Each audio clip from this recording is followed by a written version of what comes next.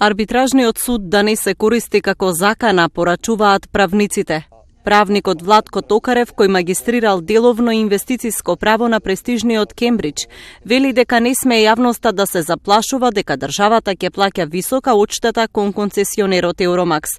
Тој потенцира дека државата има силни правни аргументи на кои може да се повика и при евентуална тужба да има позитивен исход.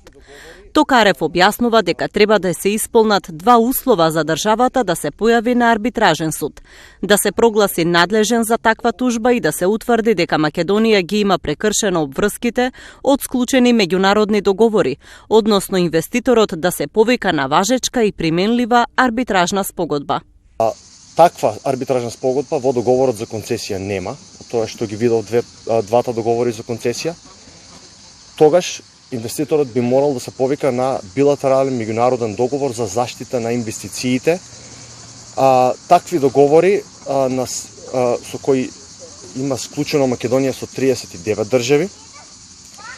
И за да се примени еден таков договор, инвеститорот би морал да ја има националноста на другата договорна страна во таков меѓународен договор. Директни инвеститори, сопственици на Евромакс, концесионерот во случајот се канадска и компанија од Обединетото кралство. Ние со овие држави немаме склучено меѓународни договори за заштита на инвестициите.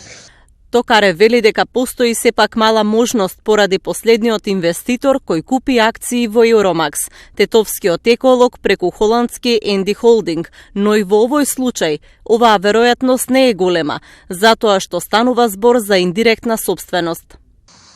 Но и Македонија има склучен таков договор за заштита на инвестициите со Холандија, но и таков договор би бил тешко применлив.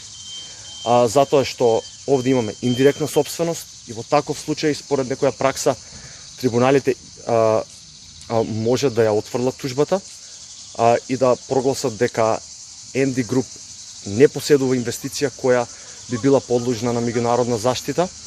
Исто така, Енди Груп влегува во сопственичката структура кога веќе е извесен спорот со Република Македонија.